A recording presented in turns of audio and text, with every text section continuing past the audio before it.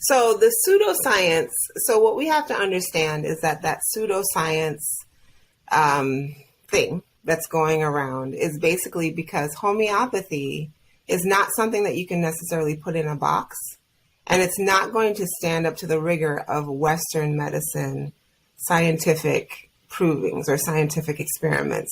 So the gold standard for Western medicine is your double-blind placebo study, things like that. But because of those tenets of homeopathy, one of them being that illnesses are different and manifested in different people, there's really no way to have that control that you need for a double-blinded study to say that homeopathy absolutely works. And so because it doesn't stand up to that rigor, that's where the pseudoscience part comes in.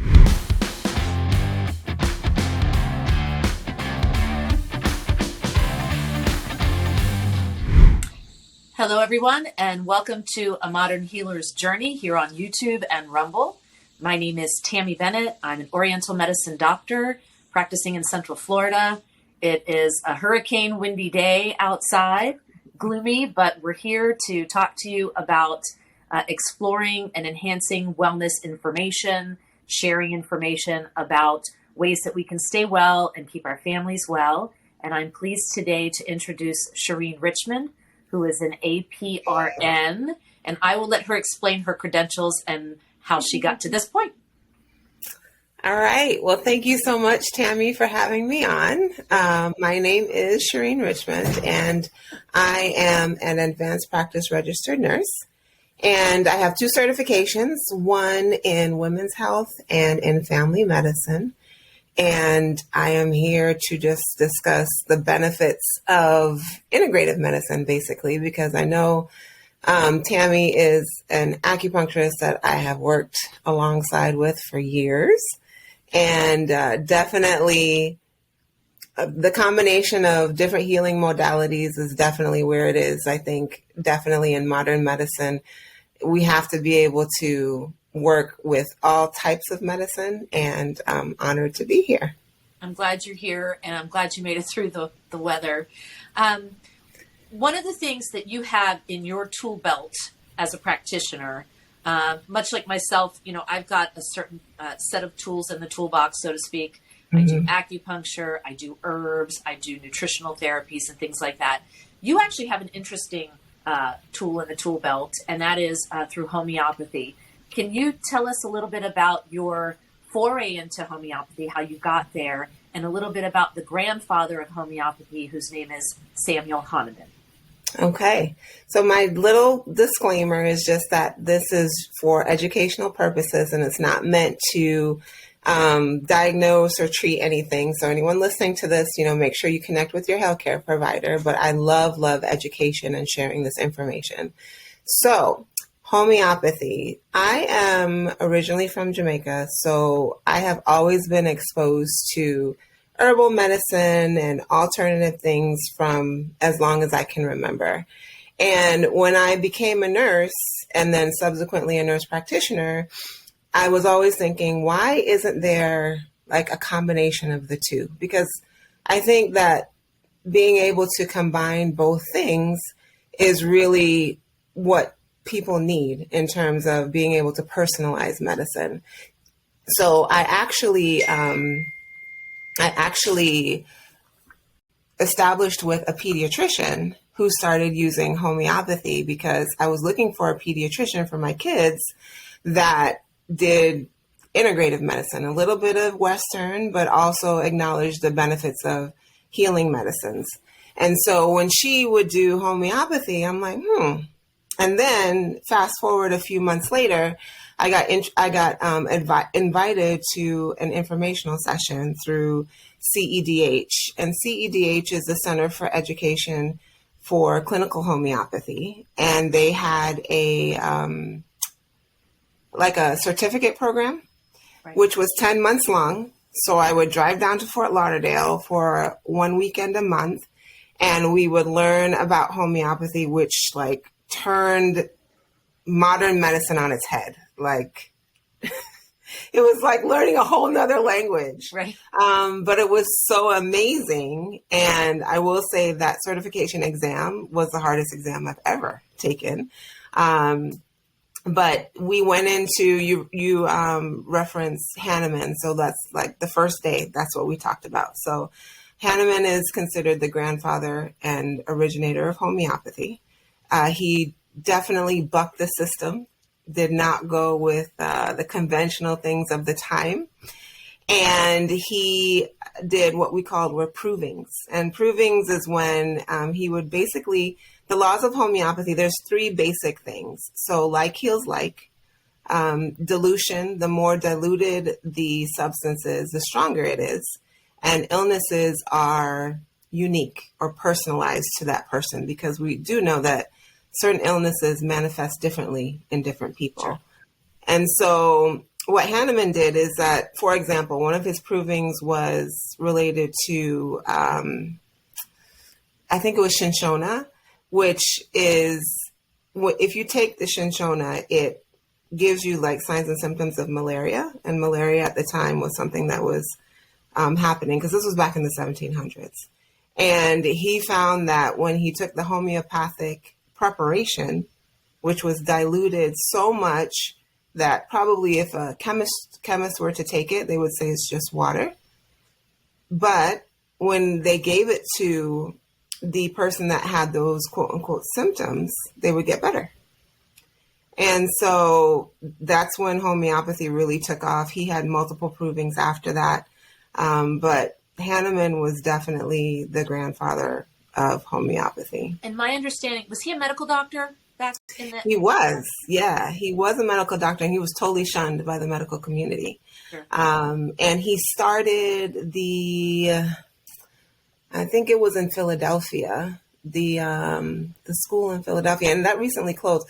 It's the Homeopathic Medical College of Pennsylvania.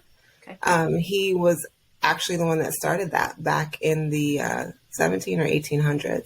And so, if I go online right now and I put in homeopathy, the first thing that comes up, like the first two, is pseudoscience, quack watch, that kind of thing.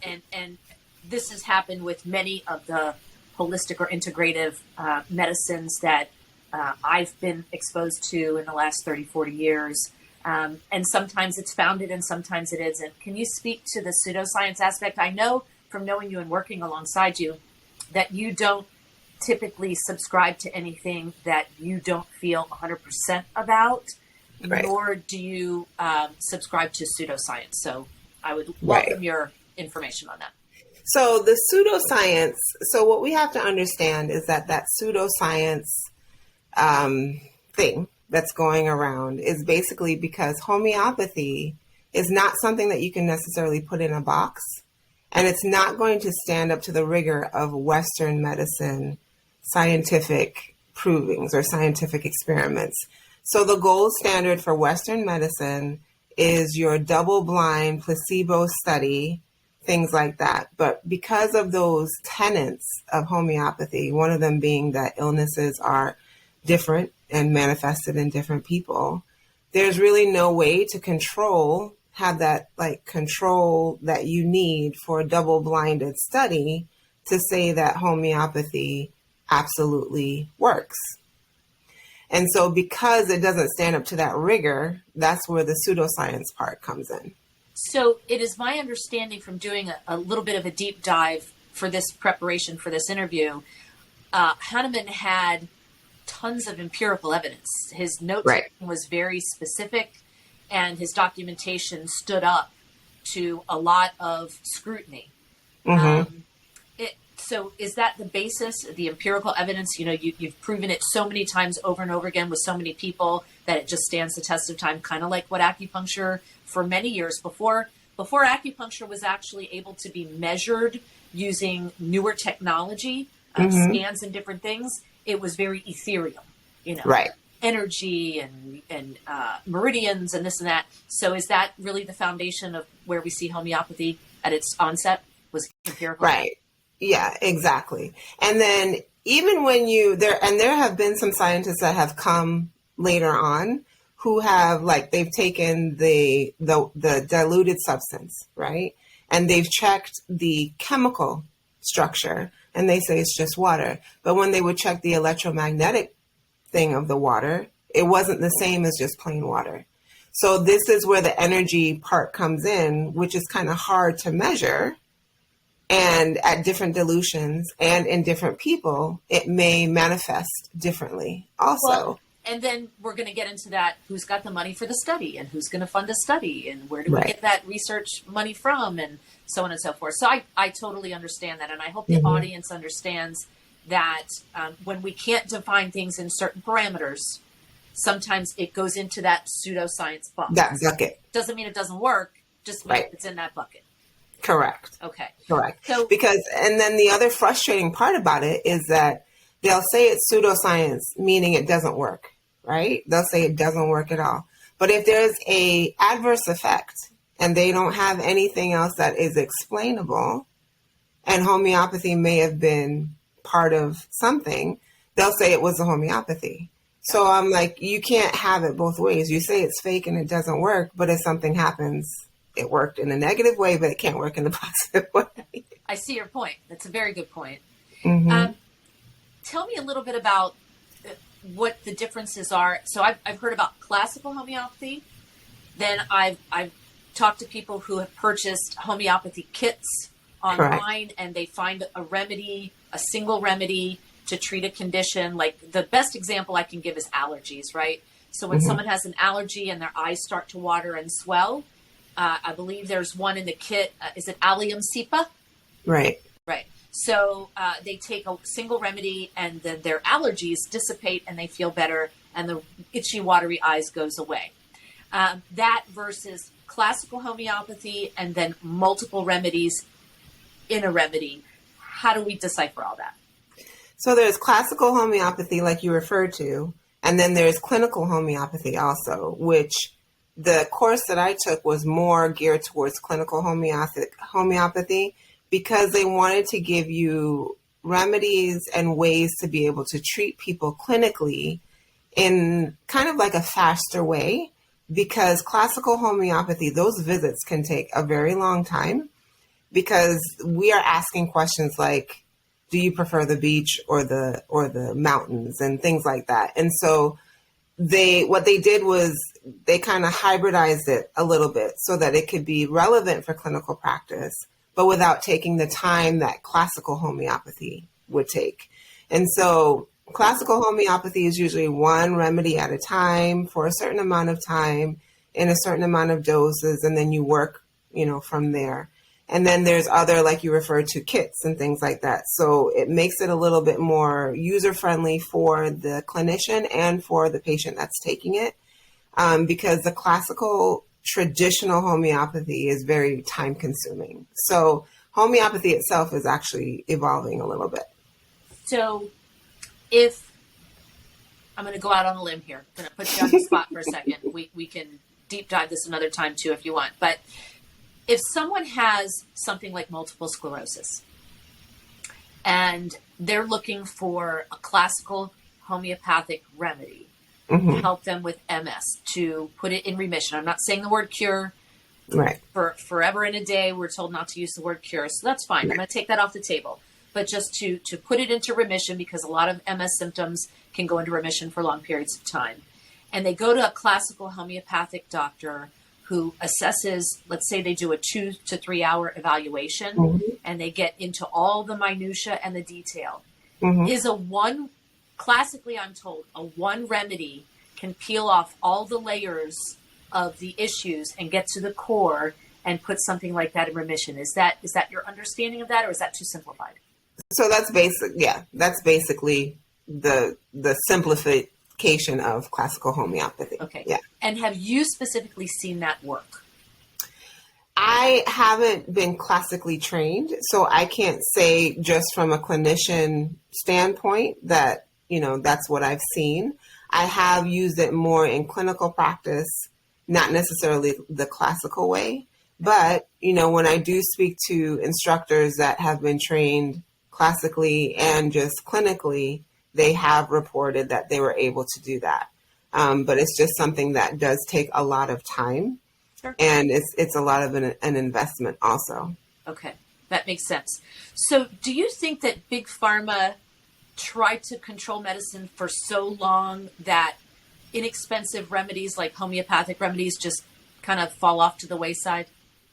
Yeah, I think it does get ignored. But again, it gets ignored until something happens, right? And Right. then they're like, oh, it's bad. Don't do it. Don't do it. Right. But, going even back to your pseudoscience that you were talking about and how it's in that bucket, even when you look at Western medicine, there are some similarities to some homeopathy. Like, for example, if you have an allergy, right, and they say you have an allergy to cats or whatever, then they expose you to the diluted version of the cat dander or whatever until your body figures out what to do with it.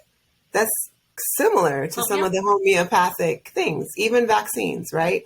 You are giving someone the diluted version of or inactive version of a virus to stimulate the immune system so that when it comes in contact with it, that you're not as sick as if you got the original virus. So those are some things that kind of are similar with Western medicine.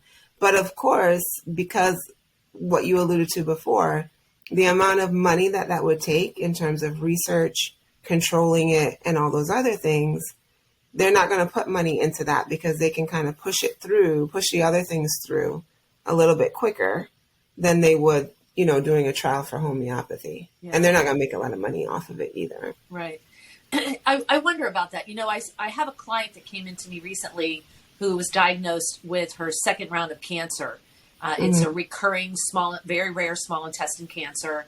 And she's now looking at doing a traditional medicine and integrative medicine approach to try to give herself more time. Her prognosis was 2 to 5 years with the intense surgery and the intense chemo. And all of her doctors now agree that because the recurrence happened outside the 5-year window, that she was technically in remission for 12 years. Okay. But now has a recurrence of the small bowel. And one of the things that I was talking with her about was homeopathy.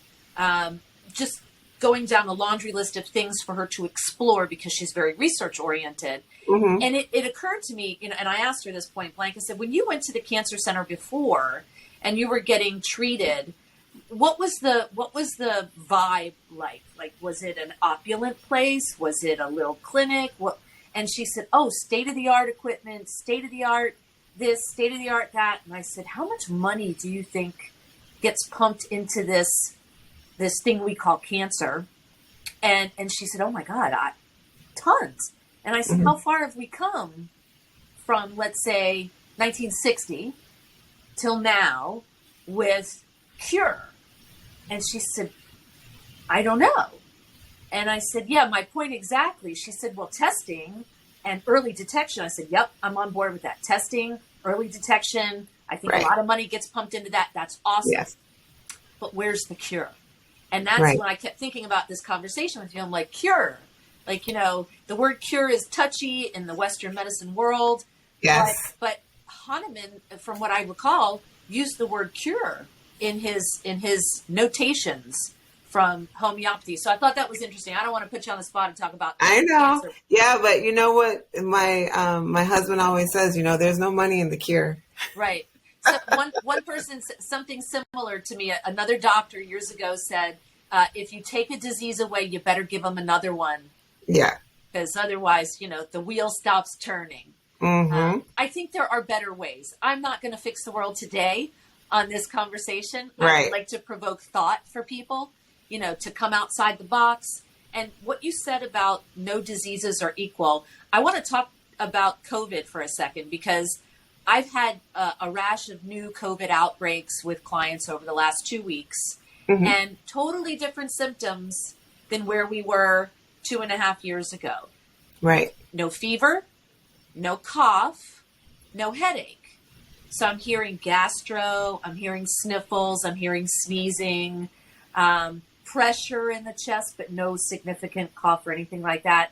So I don't think that the diseases in the box metaphor anymore is going to be where we're going with medicine in the future. I don't think. It can't be.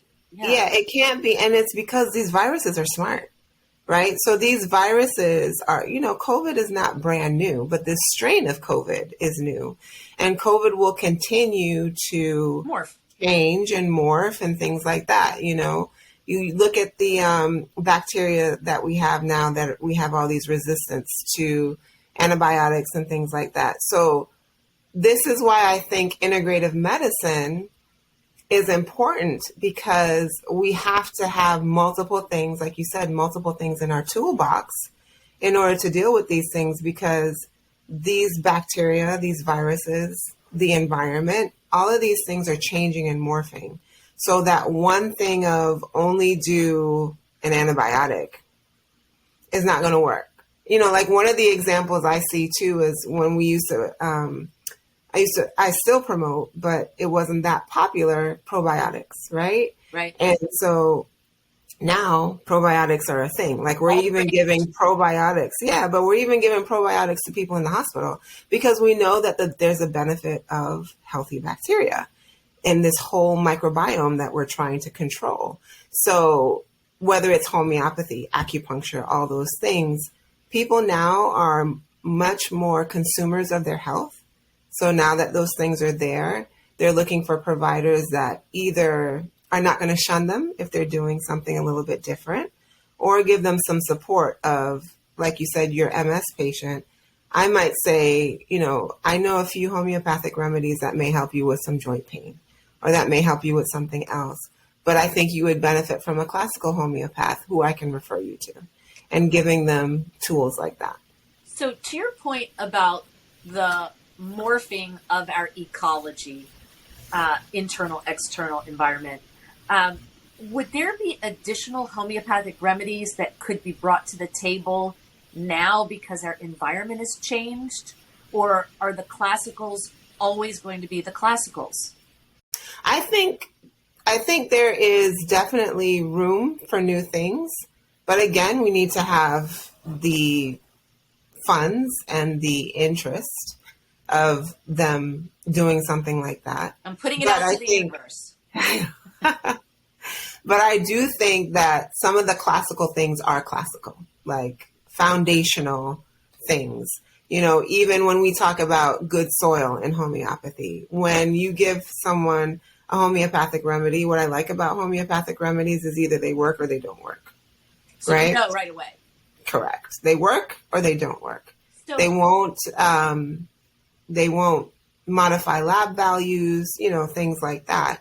But we do know that people who don't have what we call good soil, so like they eat poorly, they're not sleeping, all those things, then it might not work as well. And you even see that in some medications. It might not work as it should because of all these other factors that may play a role in the whole disease process. I understand that completely. What illnesses or chronic conditions do you find homeopathy works best for based on your experience? So I've had experience working with people with herpes.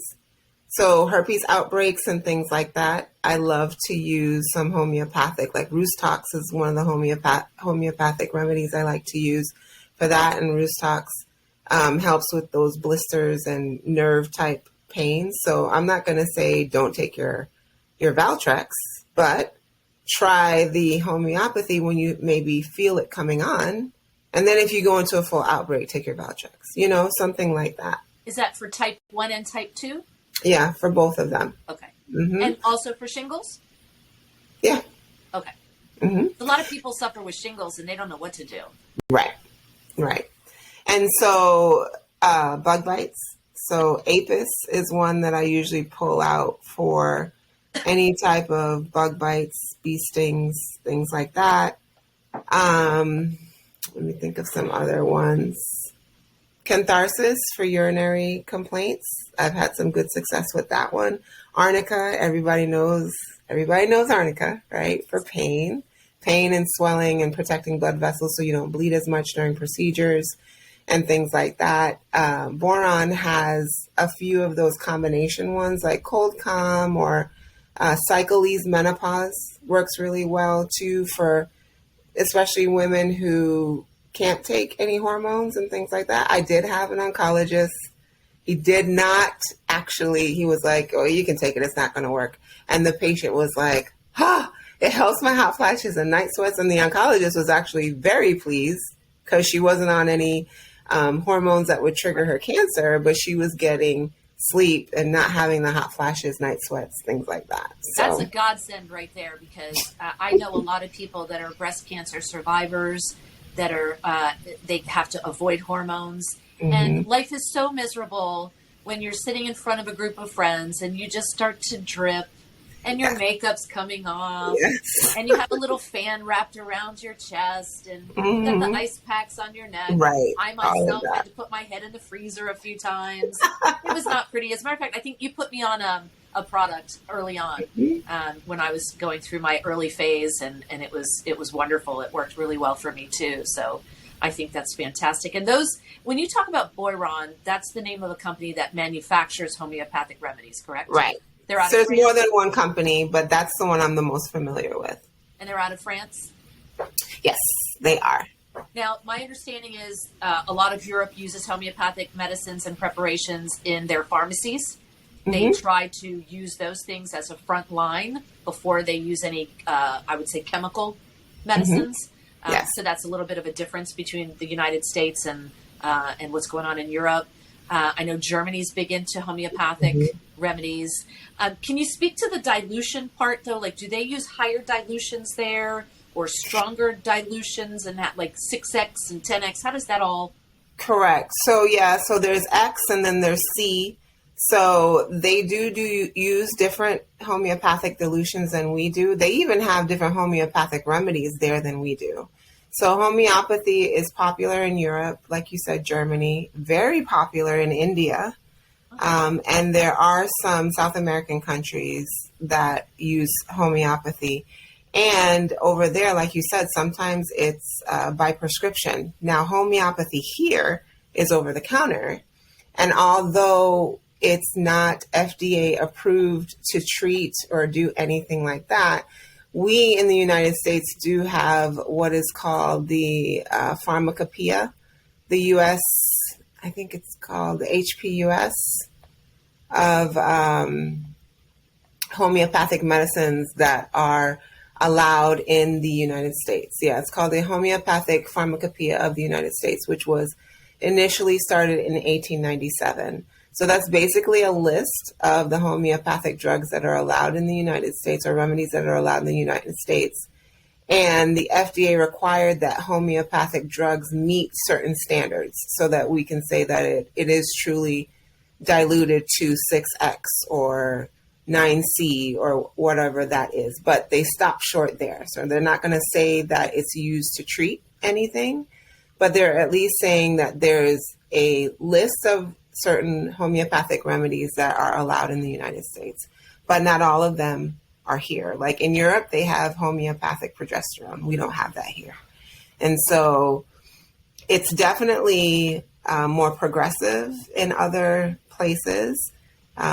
They told us in one of our classes that the Queen of England had her own homeopath and stuff like that. So they're definitely a little bit more progressive when it comes to those things than the United States.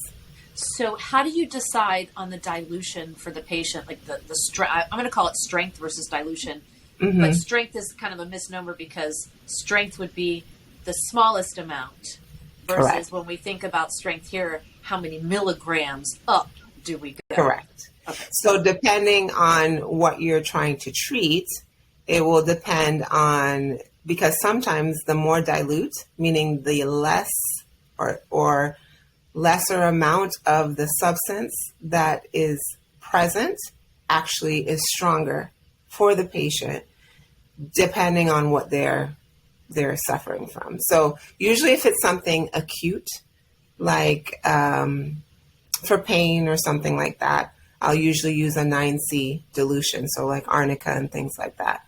But if I'm treating something that's a little bit more global, then I would usually recommend like a 30C, which is more dilute, but it actually is going to treat a larger area, if that makes sense. Okay. So more, we're treating multiple things versus just something that's very acute. And when you're prescribing, most of the time, or actually, I think what you alluded to was that 100% of the time, everything's over the counter, so they can go get it on their own. Right. Okay. Makes sense. Yeah. So when I talk to clients all over and they ask me questions about, like, let's say I have a good result with someone who's got back pain. Then they'll say, well, my brother-in-law in Chicago has sciatica, or my sister-in-law has a bad tooth. Mm-hmm. And a lot of people ask for advice for family members. What do you recommend that people keep at home in the medicine cabinet, since it's over the counter, for things like bug bites, cuts and scrapes, colds and flu, that kind of thing? What are the top 3 that you suggest people do research on and keep in the cabinets for their family? So arnica is definitely, always have arnica. So and that tell one's us what it does. That one's really good for pain and any Swelling. type of pain. So headaches, joint pains, anything like that. Arnica is also good for reducing bruising and bruising potential. So like I also, in addition to doing integrative medicine, I do aesthetic procedures also. So if someone is coming in for, let's say, an aesthetic procedure, then I know that I'm going to use a needle and things like that. I'll have them use arnica before their visit. And I find that those patients tend to bruise less, tend to have less pain and things like that. The pellets under the tongue or topically? I have them do the pellets under the tongue before their visit. And then when I'm done with the aesthetic procedure, I'll rub it on topically. Okay. So arnica, definitely. Apis, which is the one for bug bites. My husband got stung by a wasp and he comes running in the house. Where's the apis? Where's the apis? So that one is definitely one that's always in the house. Nux vomica, I always like too. Nux vomica, I have a funny story about that. We went on a girls' trip and you carry that one for GI symptoms, nausea, hangovers, things like that. And so middle of the trip, everyone's like, where's Sherrine's little blue container? She has the Nux vomica because it really does help with hangovers and things like that. So definitely Nux vomica. Yeah. Catharsis for the urinary. For cuts and scrapes, I really like calendula. And calendula is homeopathic marigold. And that one works really, really well for abrasions and things like that. Also, my other favorite one is Staphysagria. So Staphysagria is good for any type of puncture wounds. So I will use, for like my pellet patients and things like that, I will put them on Staphysagria and it helps their incision areas to heal really well. My mom had laparoscopic surgery, so you know how they poke the little holes through the laparoscope, right? And her surgeon was like, I can barely see where my insertions were, and because I had her on Staphysagria right away. Was it oral and topical as well, or just oral? Oral. Okay. Oral. I want to go backwards to let everybody know, and we'll deep dive on this another time. Sherrine also works in the world of bioidentical hormones. And so pellet insertion is a minor surgical procedure done in the office. Mm-hmm. And there are little, poke holes. So right. That's what you were referring to. Right. It just dawned on me with the way that homeopathy presents here in the States. Is there any hope that there's going to be change like what happens in Europe, where there are prescription homeopathic remedies that are used for other things? Do you know do you get a newsletter or reference material from the courses that you took on, hey, here's the news in the States, we're getting more progressive? Right. So the nice thing about doing the course through CEDH is that puts you on it's like a thread of everyone, so including instructors and prior graduates. So people can always ask questions there. And so that's where I do get some of the upcoming information. I do know a few years ago, there was a documentary, a film that was going around to like Canada, the United States and things like that, when there was a push to really because I think it was 2018 where the FDA was like, no homeopathy, no homeopathy, where they haven't totally banned it, but they're definitely adding more restrictions to it. So there was a tour going on of like a documentary. So that went on. And then I have seen on Netflix, there are some documentaries that talk about the benefits of it in India. And then sure enough, I have seen when I'm looking up certain homeopathic remedies that I'm getting things from schools that have research areas. So like Michigan and Texas and things like that. And there are schools that are, I think they'll say stop short of saying exactly what to take, but they're at least acknowledging that homeopathy is a thing. And it might be something that you might want to consider. Definitely discuss it with your healthcare provider and things like that. But I'm getting a lot more information and a lot more references from colleges and universities that have, and big known colleges and universities that are at least acknowledging homeopathy. So I'm hopeful. That's promising. It definitely takes people within medicine to promote it. A lot of integrative providers started out as straight Western medicine, and it's usually because something happened in their family or something happened to them where Western medicine was not helping them, and they start branching out and looking into different things. So I think from that aspect, I think that's where we're going to get more support when it comes to homeopathy. Okay. Well, I appreciate you being on. I'm wrapping up now because I ran out of questions, number one. And number two, I'd like to have you come back and talk about bioidentical hormones. That's a whole separate thing. I think it warrants its own hour for that because there's a lot of information to share. And if people want to get a hold of you to do a homeopathic consultation or talk with you about aesthetics or bioidentical hormones, how do we get to you? So my website, the name of my practice is Your Will Wellness, YOURWILL Wellness. And I named it that because part of getting well and staying well is based on you and, investing in yourself and getting the education. So my goal is actually to not see patients as much as I would in a traditional setting by giving you tips and education that you can pour into yourself when it comes to your health. So my website is yourwillwellness.com. And then you can also find me on Instagram, Your Will Wellness, and on Facebook, Your Will Wellness. And then the aesthetic side, I have an aesthetic page that's a little separate from the integrative practice. And that Instagram handle is Beauty Well Balance without the D. Beauty Well Balance. Right. Got it. Okay, perfect. Yeah. Thank you so much. I really appreciate it. Drive safely when you go home in the weather. Thank you. And I'll see you next time. Thank you for having me.